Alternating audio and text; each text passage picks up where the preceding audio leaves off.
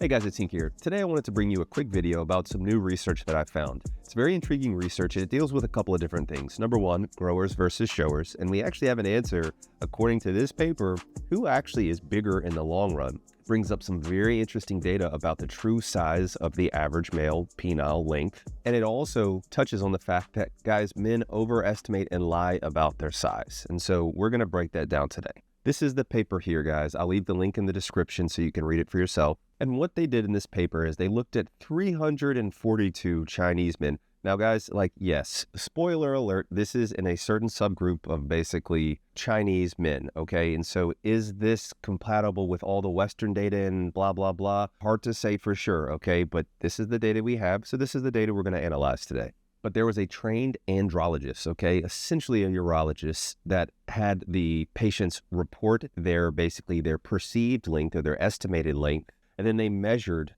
accurately both the flaccid and the stretched flaccid length. Guys, I've talked ad nauseum about how stretched flaccid length is an appropriate surrogate for erect length. The study shows that it correlates about 80 to 90% of the time as far as erect length to stretch length. And so what they did in this study is that they grouped the different guys into an accurate estimation, an overestimation, and an underestimation group. So this was calculated looking at the difference between the actual reported size or the size that they estimated for themselves versus the actual difference in how they actually measured the stretch length.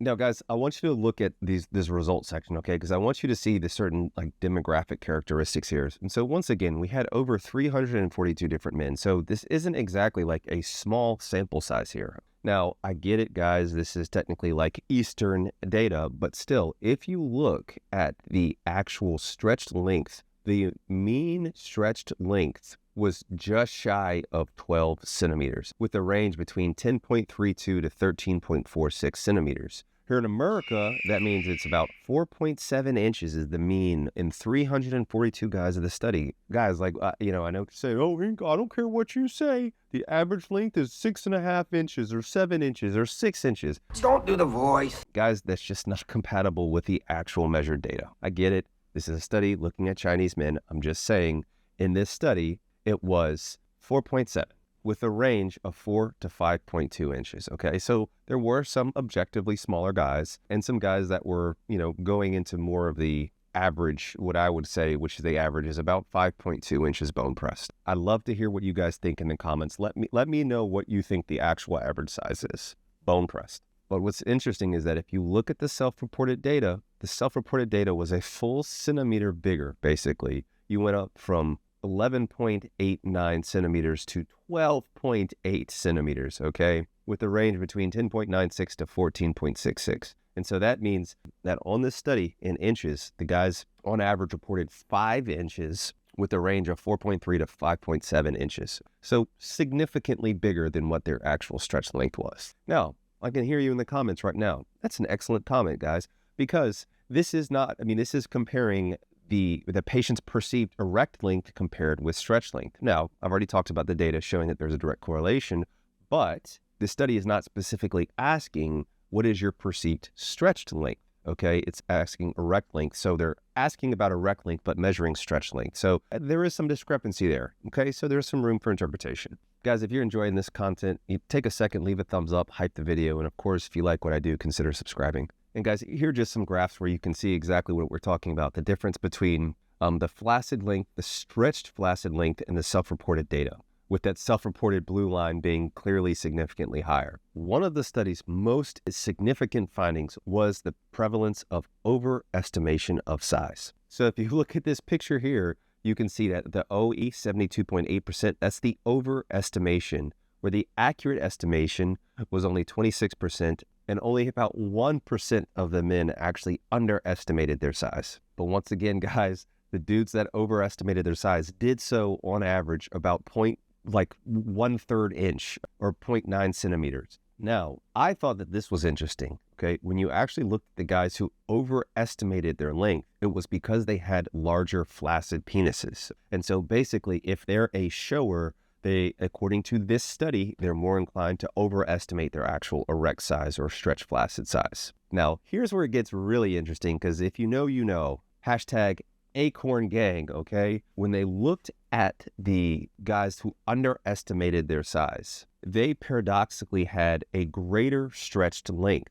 And so what that means is essentially the guys that had smaller flacids actually grew to larger, like stretched flaccid lengths. In essence, the more likely you are to be a grower, meaning have a smaller flaccid in this study, actually led to a higher rate of having a larger stretched flaccid. Quickly, what are some of my takeaways? Well, number one, I think that the average, at least according to this data, was right around, 4.7 inches. I think this gives more credence that the average size is smaller than we think. I can see you guys in the comments going nuts right now. All the comments help the algorithms. But I think that this just proves that the average isn't as big as you think it is. Now, importantly, they talk about this data here. They say, our analysis reveals consistency with selected studies revealing stretched penis length from 10 to 13 centimeters among East and South Asian populations. However, discrepancy occurs when comparing these findings to numerous reports documenting higher mean stretch length, 15 to 16 centimeters, in other demographic groups.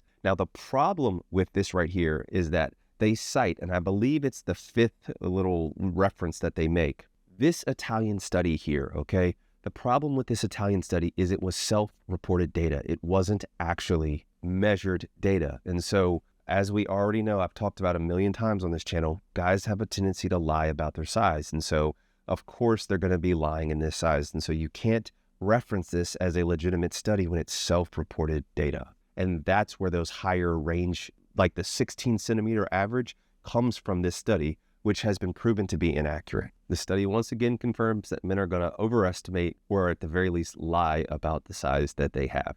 So next time, you're talking to your friend and you're like, hey, how big is yours? And he says the number. Honestly, the studies have shown that you should subtract about an inch, and that's actually more accurate. And of course, if you're a grower, don't sell yourself short, because you're probably packing it just, you're in the Acorn Gang, and that's okay. Of course, I have my enlargement course where I break down the science behind actually enlargement in both getting a bigger flaccid and erect penis length. And also, guys, check out the Hink trial, where you can see for yourself that guys on average grew a half an inch in length and a quarter inch in girth over a 6-month period, with before and after photos that you can see. Now, an interesting thing on this study is that they actually did not include girth measurements. Now, I think that this is a major limitation, because I think when you're talking about like estimating penile size, how big or small you are is based on the actual penile volume, which is largely related to the girth. And so without having estimations and measurements of that, I think it nullifies at least part of this study. So guys, let me know what you think about this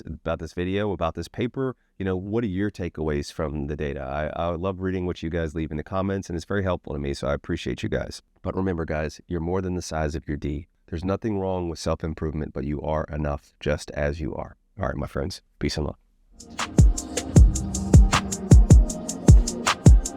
Dr. Hink got the plug on the health, yeah.